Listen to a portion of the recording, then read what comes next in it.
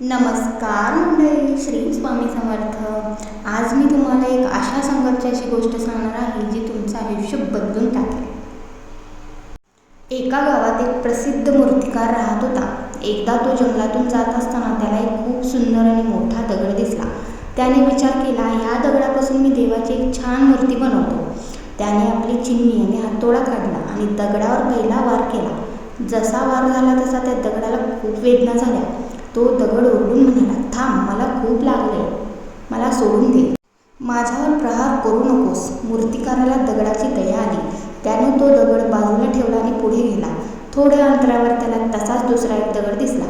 त्याने पुन्हा कामाला सुरुवात केली। याही दगडाला खूप वेदना होत होत्या, पण त्याने हार मानली नाही। तो दगड शांत राहून सर्व गाव सोसत राहिला।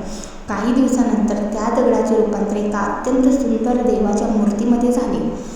गावकऱ्यांनी ती मूर्ती नेली आणि एका मोठ्या मंदिरात तिची स्थापना केली। योगायोगाने इंटरनलने ज्या पहिल्या दगडाचे घाव सोसले नव्हते, तो दगड हे गावकऱ्यांनी उचलून आणला आणि मंदिराच्या बाहेर पायरीपाशी ठेवला।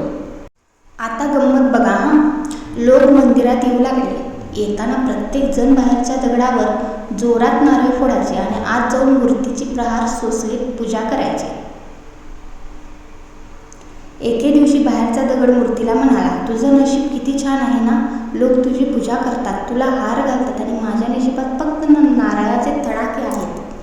तेव्हा मूर्ती शांतपणे म्हणाली, मित्रा, ज्या दिवशी मूर्तिकार तुझ्यावर घाव घालत होता, जर तेव्हा तू ते दुःख सहन केलं असतं ना, तर आज माझ्या जागी तू असतास। तू तेव्हा मेहनत टाळलीस म्हणून आज तुला हे दुःख सहन करावं लागतंय। कथेचा बोध आपल्याला काय शिकता येतो यातून? आयुष्यात जरी यशस्वी व्हायचे असेल तर सुरुवातीला येणारी संकटे आणि कष्ट आनंदाने सोसावे लागतात। जे आज कष्ट करतात, उद्या जग त्यांनाच मान देतं। श्री स्वामी समर्थ।